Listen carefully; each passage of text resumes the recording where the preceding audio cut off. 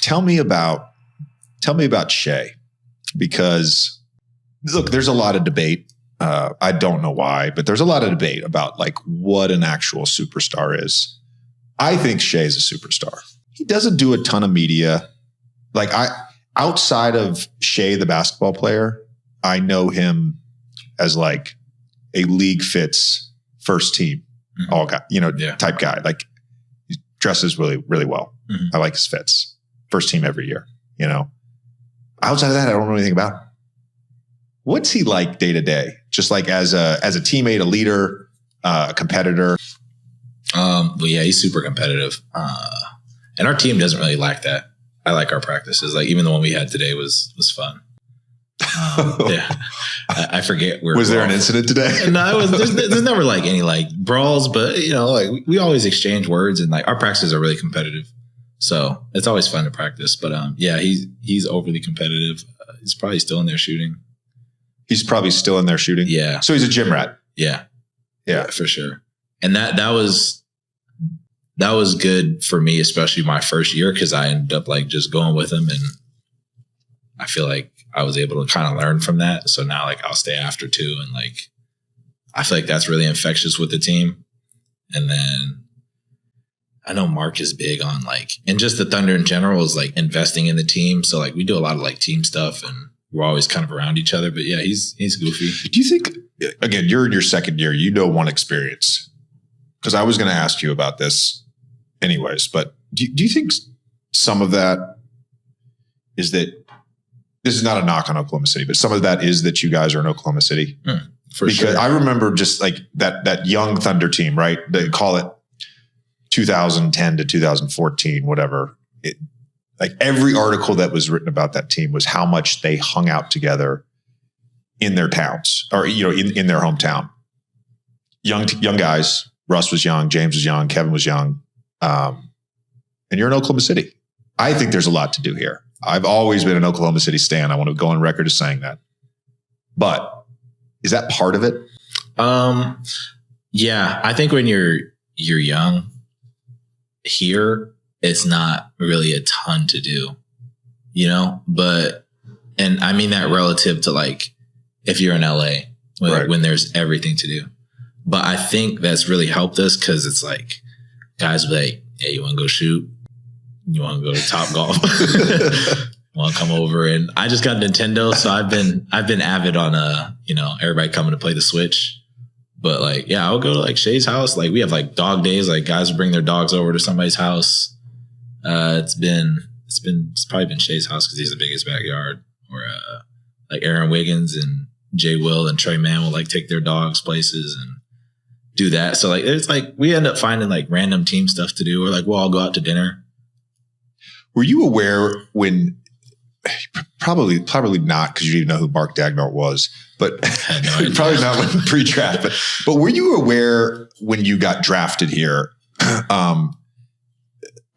of the just the fan base and the connectivity between the Thunder and this community? Did it strike you right away when you got here? When I got here, first, I was extremely excited. Everybody always says, like, I don't know if you've seen it on my TikTok. I have like a video of me, like I put my phone like while my name is getting called. So I'm like, and then like there's like video of me kind of sitting there, like I had like no reaction to getting drafted. Expressionless. Yeah. I remember I saw that. Yeah. We'll get a flick. With the 12th pick in the 2022 NBA draft, the Oklahoma City Thunder select Jalen Williams from Santa Clara University. God, dog. Let me get a flick real quick so I can send it to TJ. Jalen Williams, first prospect drafted from Santa Clara since Steve Nash was taken 15th overall. Never seen someone so happy to be drafted by the Oklahoma City Thunder than I have been with Jalen Williams.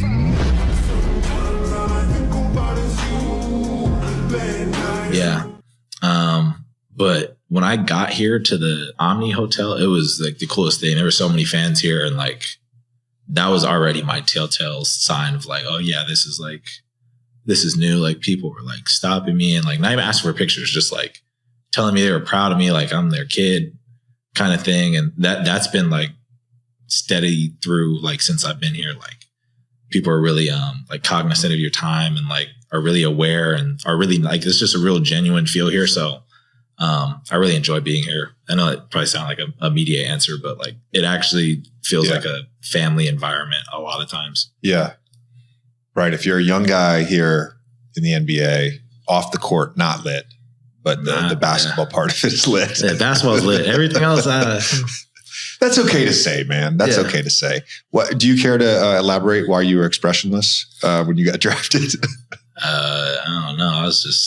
I had a really good pre-draft in those workouts, so I wasn't really shocked about anything that was going to happen that night. Really? Yeah, I didn't know they were going to pick. I didn't know OKC had the pick, but I was just comfortable with what I had done up until that point where it's just like, it's in God's hands, so I'll just leave it there. In talking to you, it's clear to me that you like have I hate complimenting guys when they're on the show. I usually do this in the intro, but it's clear to me that you have a good head on your shoulders. You're sort of wired how I would want one of my players to be or one of my teammates to be wired. It's very, very clear.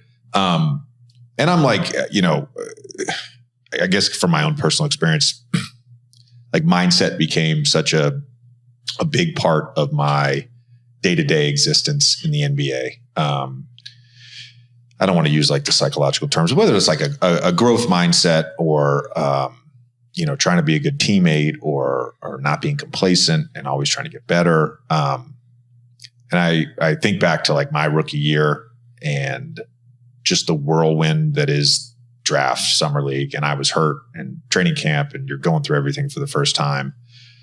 And it's honestly kind of hard to have like a solid mindset because everything's coming at you so fast. Mm. And when you think about your mindset going into your rookie year versus your mindset now going into your second year, coming off first team all rookie team, coming off being second in the rookie of the year vote, like has your mindset changed around both this season, your second year, and potentially even just like your career? Kind of. I think I just got like more mature.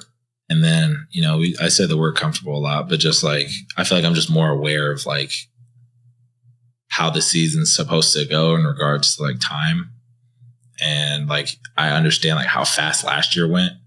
So I think like this year, a lot of my maturing was like embracing like practices, like where you don't really want to get up or like stuff like that, just because it goes by so fast. Like we're already about to start really playing. So I think, for me, it's just been maturing and like cherishing like little stuff that like we've kind of had like in between up until the season. And then I think the biggest thing still is like understanding ups and downs of the season.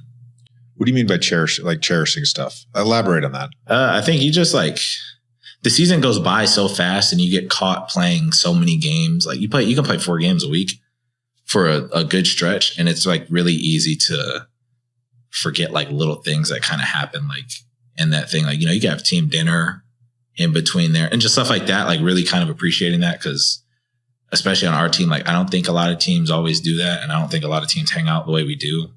And then obviously the nature of the NBA, you just trades, waves, contracts, all that stuff. Like, some of your friends can be gone, tomorrow. So just cherishing that for real. Because the NBA, it's a business. Has anybody ever told you you're an old soul? Yeah. Who's told you that? My parents.